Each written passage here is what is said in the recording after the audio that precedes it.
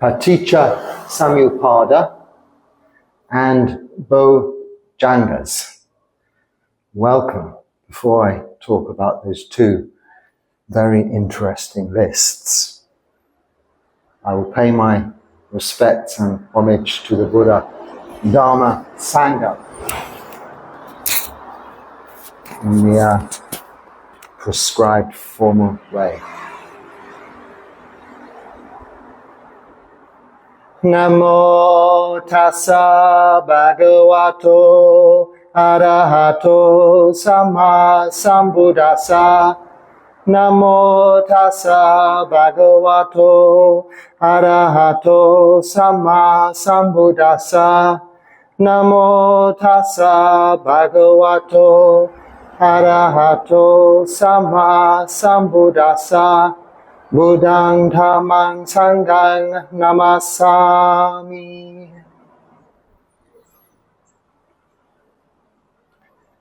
Someone commented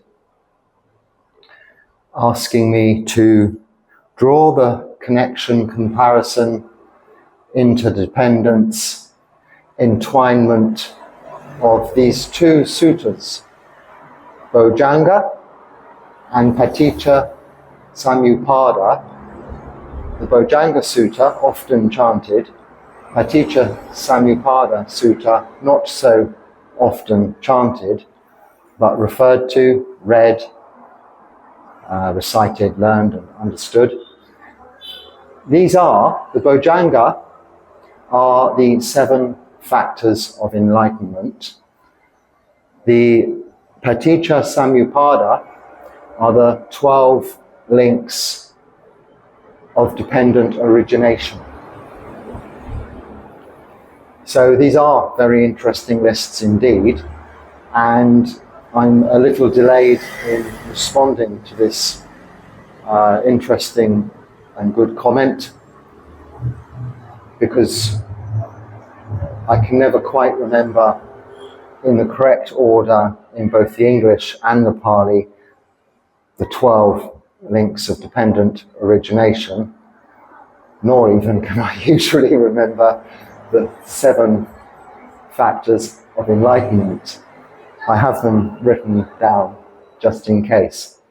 It doesn't actually matter, the intellectual learning by rote, these words, which from language to language have so much flexibility in their translation and understanding anyway. One should steer ourselves away from this intellectual knowledge and more towards the experiential feel of these subject matters contained in these very useful lists. Now, these lists are very useful in the sense that they are often numbered in order of priority, but they do all interconnect. And as the subscriber said in his comment, her comment, I'm not sure what gender they are, and how this relates to the Eightfold Path. Well, they all relate. You can take all of the lists and see them in connection with each other. Many contain the same factors. Equanimity, for instance. Upekkha is in the 4 Brahma Viharas. It's in the 7 factors of enlightenment. It comes about in many of the lists, as does mindfulness, sati, meditation, samadhi, patience, khanti. They're repeated over and over again. But the most obvious connection in this sense is that the PATICCASAMUPPÂDA Sutta, this expression of these 12 links of dependent origination in their infinite, immense detail, is really just a summary of the 4 Noble Truths. The 4 Noble Truths that are, there is suffering, there is a cause of suffering, there is an end of suffering, and the path leading to the end of suffering being this Noble Eightfold Path.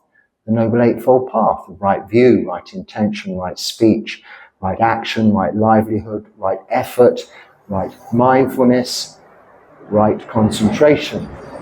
So Virya, Sati, Samadhi, the last three of that Noble Eightfold Path, are three of the 7 factors of enlightenment, as is Khanti, patience, possibly, is it? Well, maybe I'll look at that in a minute. Puts me off if I look at things. I'll just carry on and make it up. We can refer to the details of the list as we go along if necessary, but I try just to talk. The point being, these lists do all interrelate.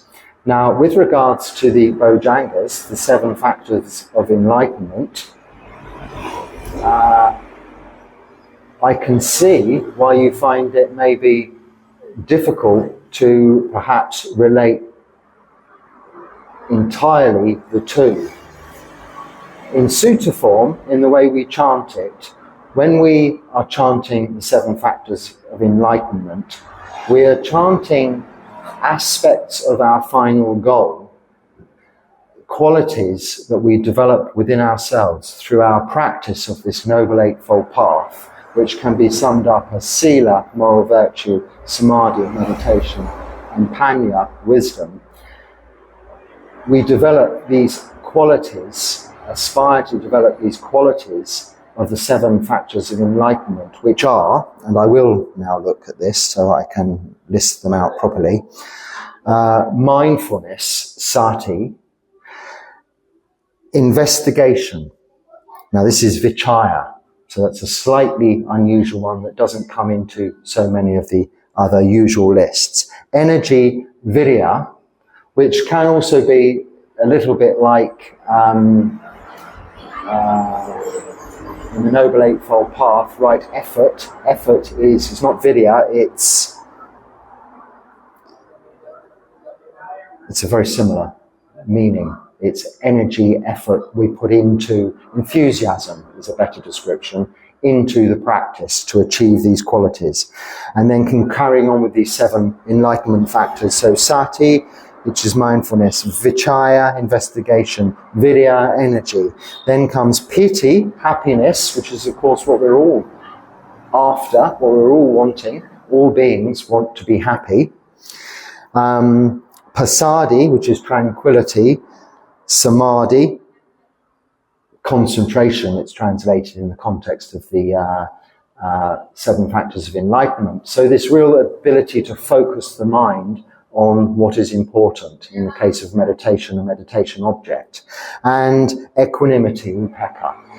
Equanimity is one of the most important words we must understand and learn to love, and learn to wholesomely endeavour with virya, with energy, to develop this quality of upekkha, equanimity.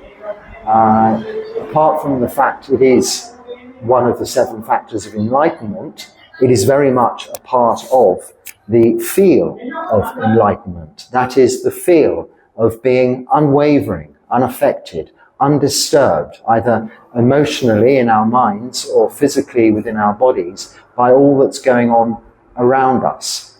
After all, this isn't a practice that one goes to a place, a meditation center, sits on a special cushion in a environment which is to some extent sensorily depriving you, sensory deprivation, so not too much noise, not too much discomfort, everything just right. This is useful for developing the ability to have samadhi, the powers of concentration, and to develop the quality of sati, mindfulness. This is a training ground, these environments that are there, meditation retreats or vipassana courses, or going to stay in a monastery, for instance. But we need to really learn to use these factors or these qualities that we've developed outside in the real world.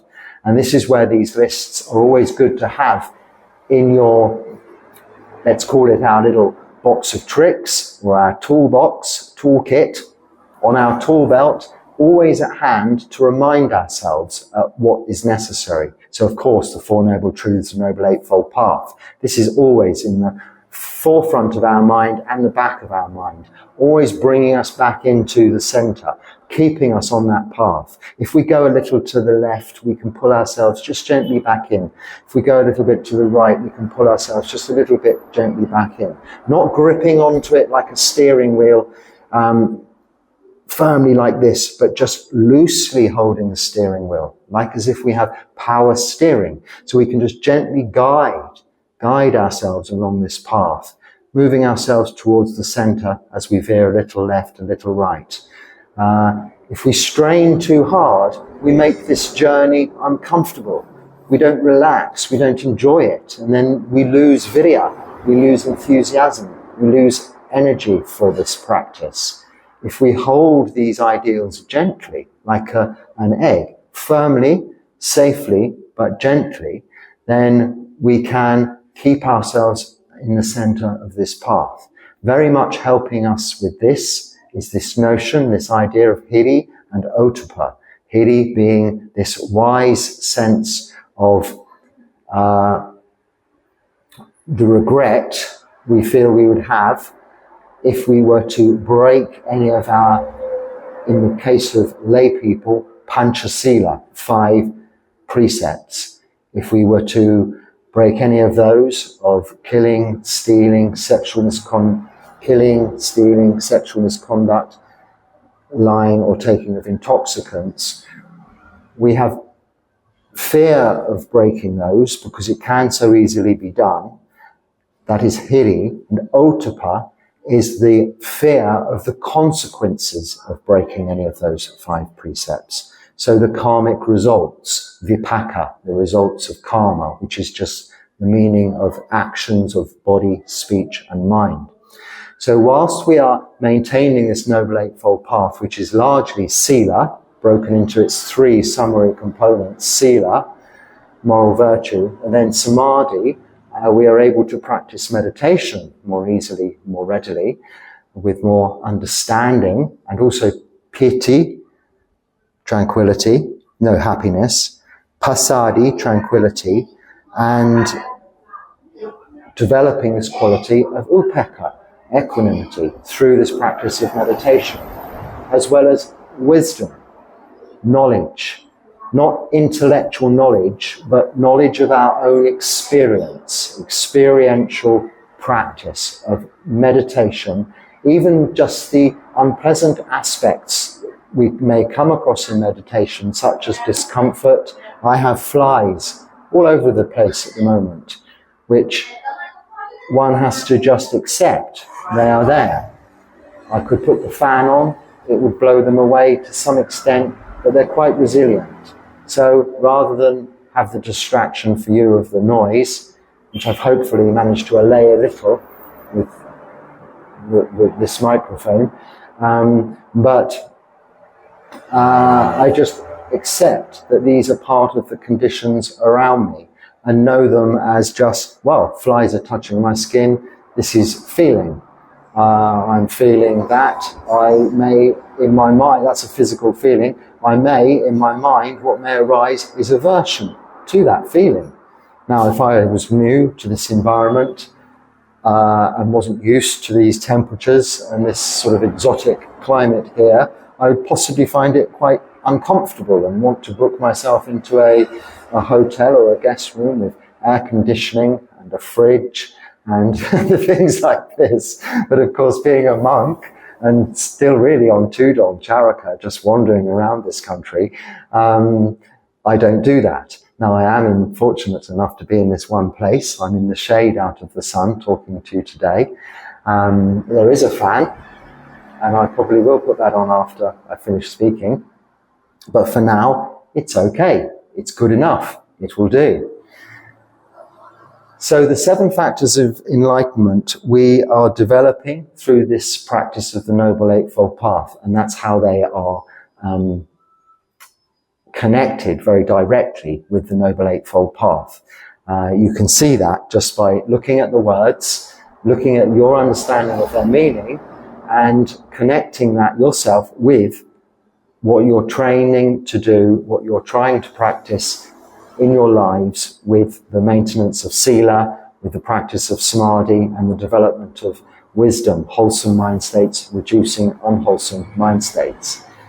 Now, the list that you're referring to, the subscriber is referring to, in how do we connect these BOJJHANGAs, this aspiration of ours to develop these qualities, which after all is a desire, isn't it? A desire to develop these qualities, develop this quality of having samadhi and upekkha, development of sati, of passaddhi, of piti, sukha, all of these wonderful qualities we're wanting to develop. We desire, we're wanting. I'm using that word wanting over and over again. This is really the true basis of desire, wanting something we haven't got, or a quality to be developed. But that is what we call wholesome desire, in the sense of the word chanda is the Pali word. And when we have chanda, that is not an unwholesome state of mind. It's to be encouraged with virya, with energy, with enthusiasm. It's the benefits of this practice. But what is unwholesome desire is a more thirst, a craving, that kind of wanting. So it is wanting something you haven't got, but you don't necessarily need. So you may need to drink water because you have physical need for water. You're thirsty. You may want to drink Coca-Cola because you like it. You may not even be thirsty, but you want sugar, you want caffeine, you want cold drink, nice flavor, fizzy bubbles. Speaking about myself there, but this is wanting, this is tanha, this is not chanda. This now brings us more to the thinking of the Four Noble Truths. There is suffering. Now, when you're needing something, you are suffering. We can satisfy needs simply. But when we are, hunger, we can have food, thirst, we can have water, shelter, cold and such like. We can, as a monk, live under a tree in a cave outside in an empty building, or a lay person in a house, in a flat, in whatever.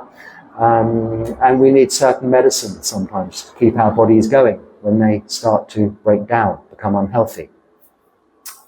These are the four main requisites that a monk is relying on the support of lay people to provide, and also apply to lay people themselves, that you actually have to have and you need. But then on top of that, we build this, out of our tendency towards complication, we build this whole layering structure of additional what we believe to be needs. You need a bigger home, a more comfortable home. You need a faster car, a more expensive car. You need better food, more interesting food. You need to go to the finest restaurants.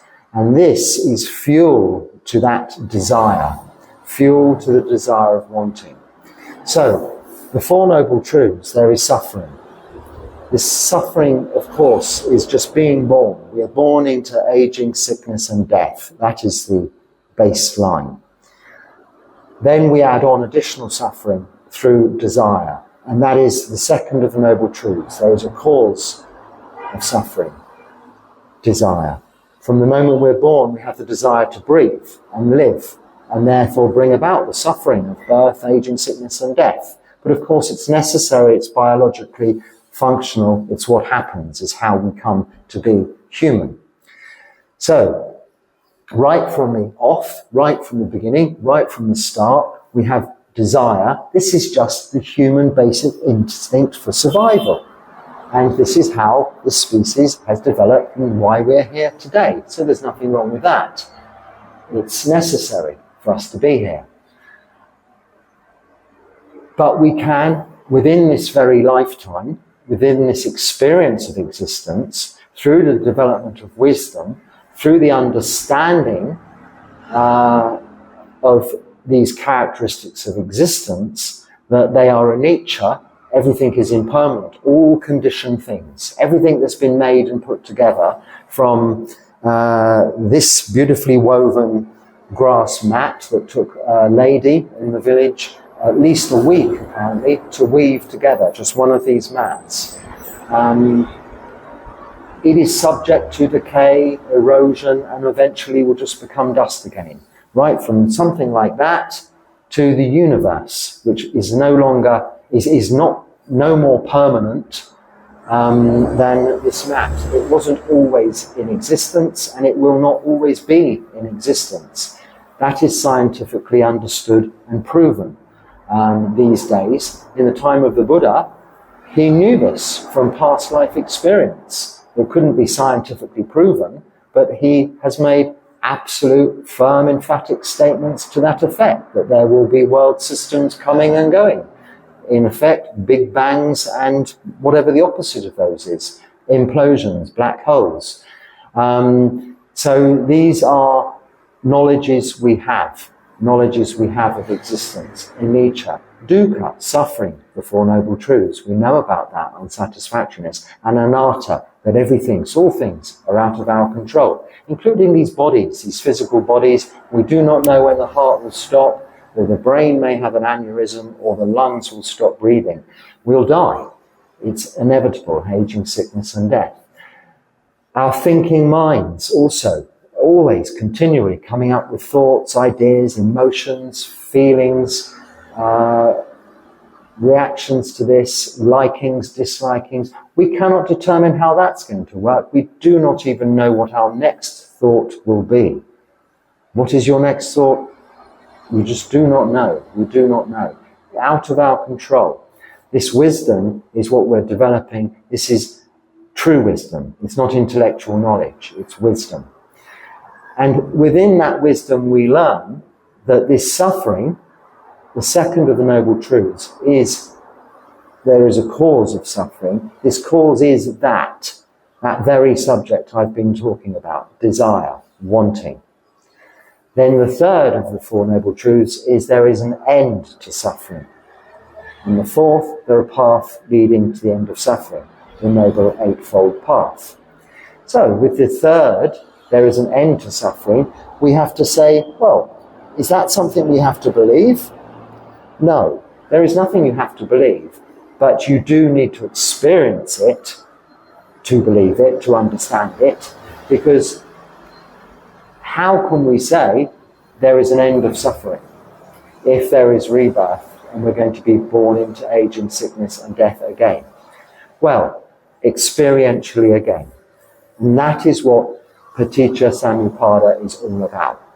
So we've talked about the BOJJHANGAs, the 7 factors of enlightenment. Now, what is Paticcasamuppada?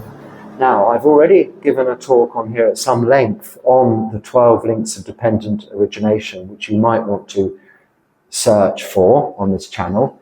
You should find it because there aren't many talks on that subject on YouTube compared to other subjects.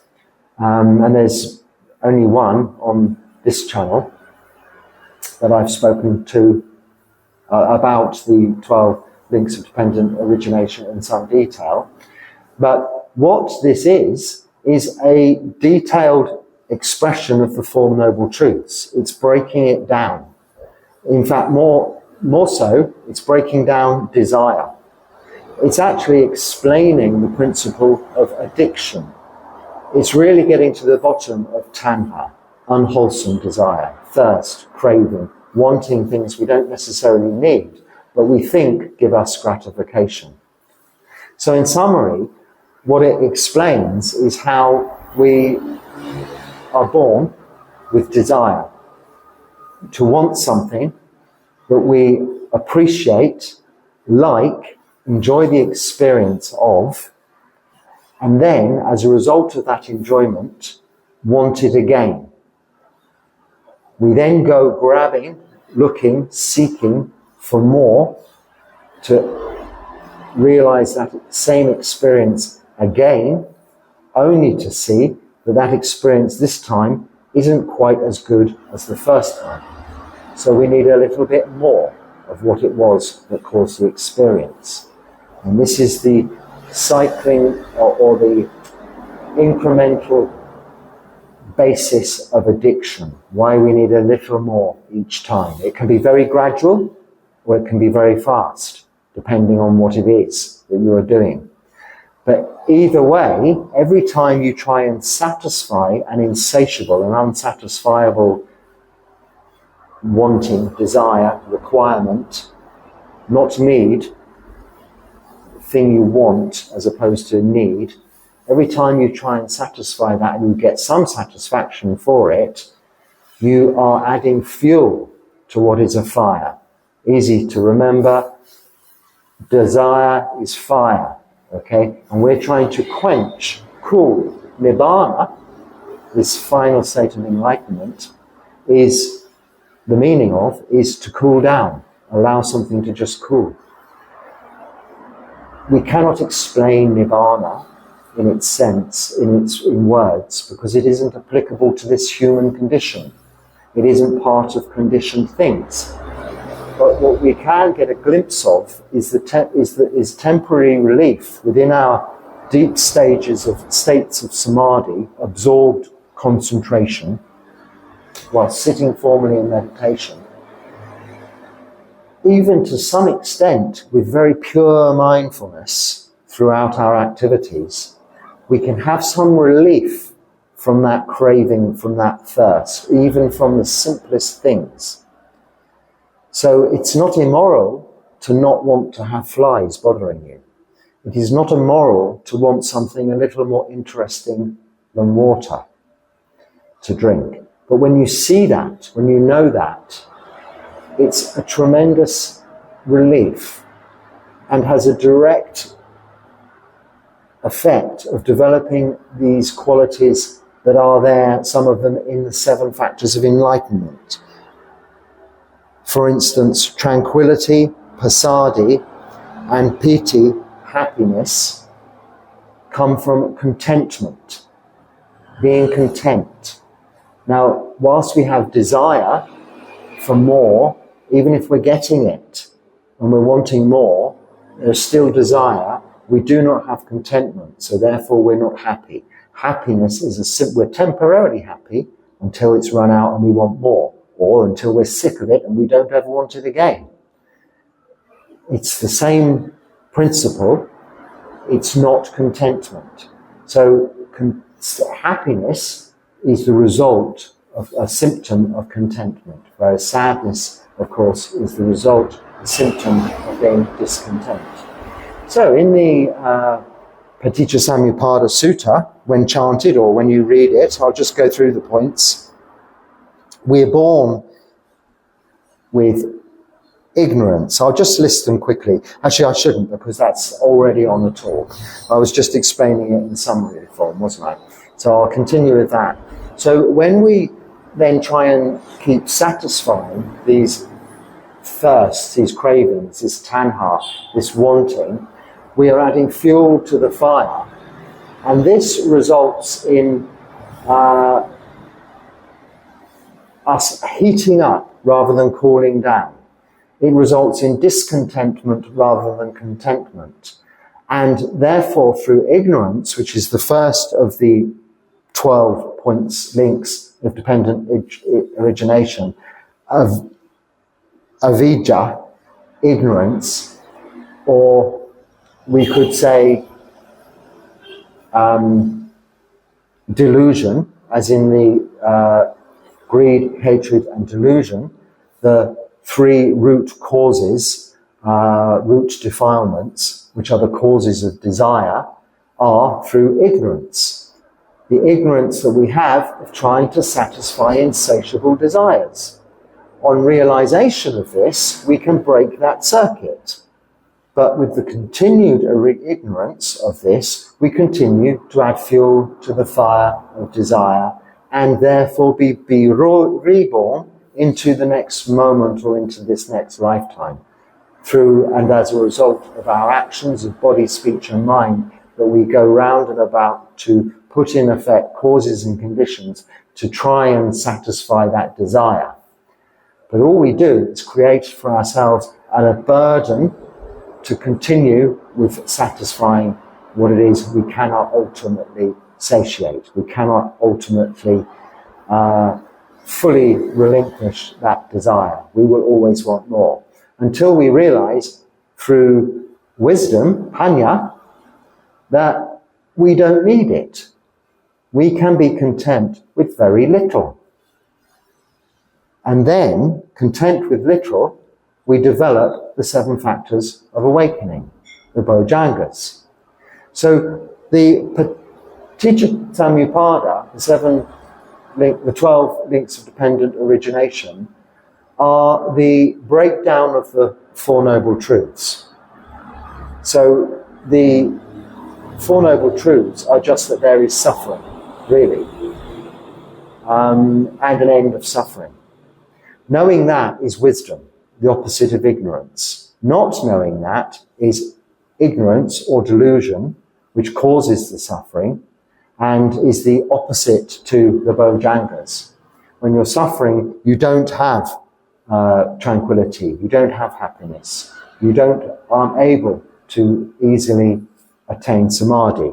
Your mindfulness will be all over the place because you're seeking here, seeking there, going there physically. You're always looking for something and never settling down.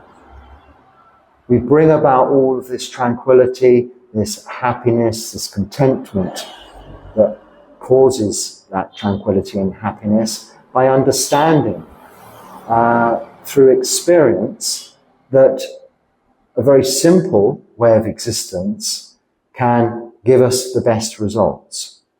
So if you come along, you go along to a monastery, you become ordained and you become a monk, then you're taking a very bold step, but positive step towards that goal. Because you are renouncing worldly distraction, you're renouncing worldly life to just eradicate those negative causes, those negative fuelings of desire, to break that link in these 12 links of dependent origination by eradicating avidya, ignorance, getting rid of delusion. And this, in itself, with wisdom, panya, is going to also eradicate, get rid of greed, that wanting more and more, and ill will, hatred, not wanting something you have, a feeling or a physical feeling or a mental emotion, or just hating other things, other people, other circumstances. It's eradicating all of that, bringing yourself into a place of calm, tranquility, passaddhi. So as lay people, because of course not everybody is going to want to ordain to become a monk and live in a different situation and renounce worldly life, and it isn't necessary to become enlightened. It is easier to become enlightened in that situation because it is your only goal to become free from suffering in this lifetime when you're a monk. There's nothing else that you should be focusing on. Just that. Practicing sila, samadhi, panya to become free from suffering in this lifetime. That's a monk's, that's a nun's job, role in life. And through those efforts, demonstrate by example to all of the beings in the world that it is possible, achievable in this lifetime by showing others how.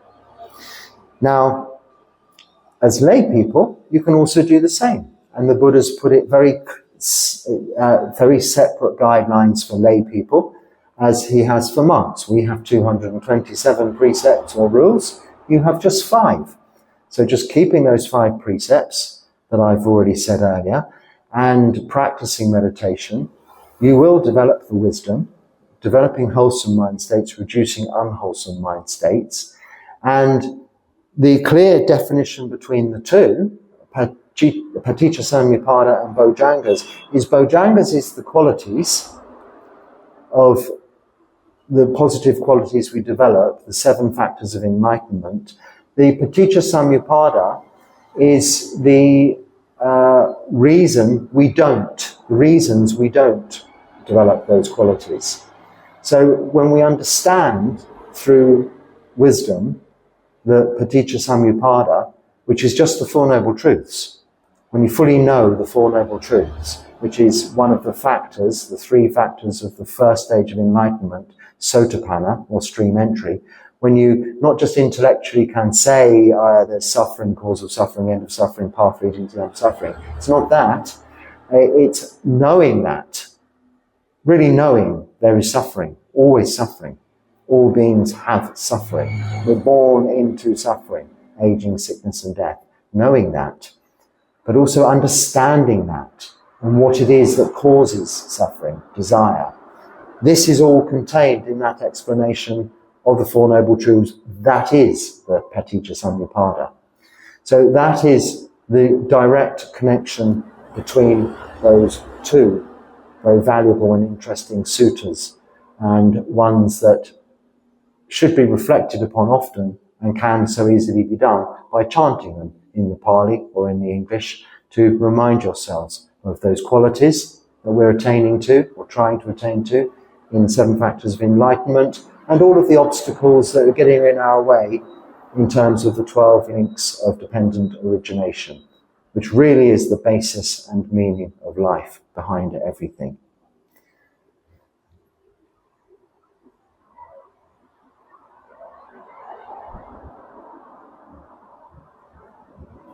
So I think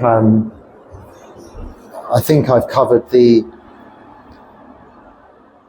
2 subjects there. That thank you for that comment. I hope it made some sense what I've just said, and I hope you could hear it relatively clearly. I turned the microphone onto a different setting that is supposed to make you just hear me and not so much all of the noises I can hear outside. Well, we will see. I'll welcome your feedback on that. If you have any suggestions or preferences on anything I do here, I always welcome that. I welcome feedback, both positive and negative, and certainly, of course, welcome all of your comments and questions. After all, this is where subject matter that is appropriate to you comes from. Now, all of the Dharma is appropriate to everybody, but I'm perfectly aware and I know that there are many channels these days you can watch and listen to, and we all go to different ones for our different needs, different styles, different requirements, and perhaps have some we prefer and some we don't. This channel has grown organically based on the comments that I see, the questions that I try to at least give you my opinion, point of view of, from the benefit of my experience, and it's grown that way, rather than me sitting down with a book and saying, right, I'm going to talk about this today, boom, boom, boom, and then have a set pattern. I take your feedback and then give it back to you. So this is like a request scenario. Your comments build, it's bouncing back all of the time. I hope that makes sense. I hope there's something useful in there for you, and that if there is, you can use it. Share it with anyone you may think, or even you may not think might find it useful. Share it anyway. But if not, just let it go, and but come back, watch again. Thank you for watching. As I started off formally, I should finish formally with 3 sadhus. Sadhu, sadhu, sadhu.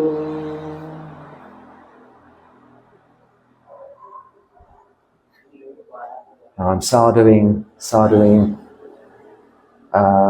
you, the viewers, for providing useful content by way of comments.